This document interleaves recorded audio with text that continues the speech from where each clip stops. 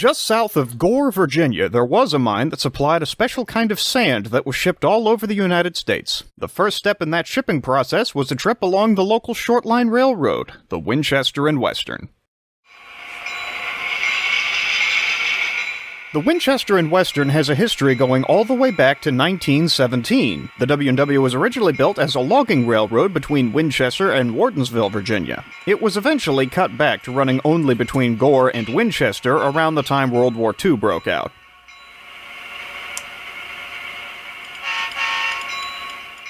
GP9 number 459, built in 1955 for the Norfolk and Western, is leading today's Sandman train from the mine towards Winchester.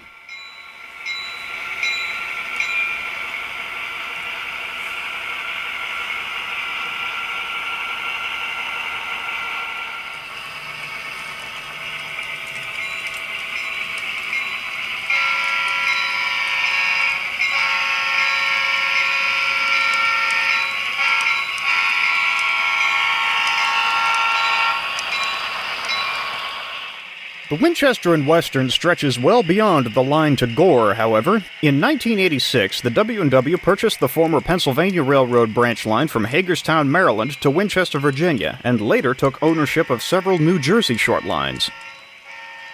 Here we see 459 heading northbound with a train for Hagerstown.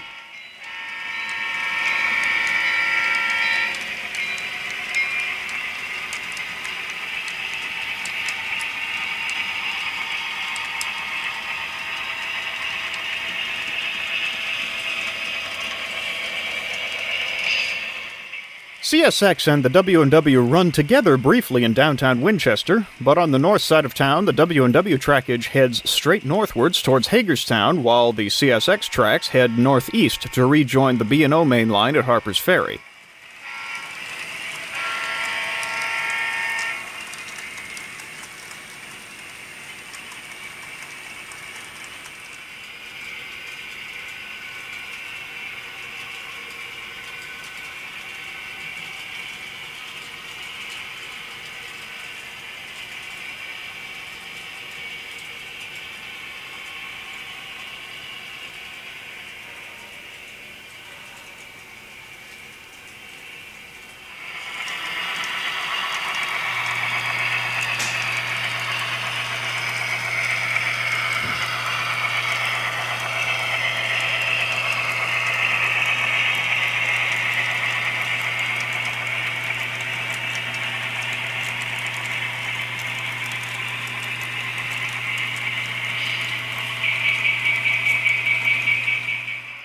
The Winchester and Western serves a number of customers along the line to Hagerstown. These include industries in Clearbrook, Virginia, and Martinsburg, West Virginia, to name a few.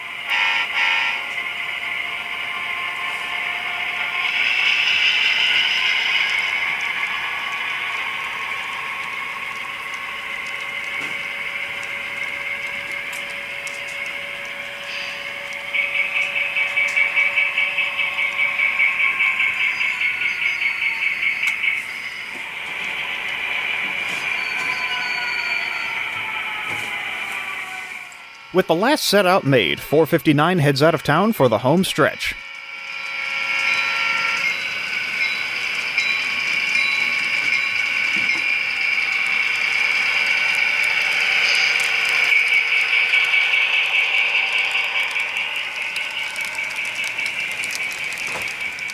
Hagerstown, Maryland is the northern terminus of the Winchester and Western's Virginia Division. Here, the W&W interchanges cars with Norfolk Southern.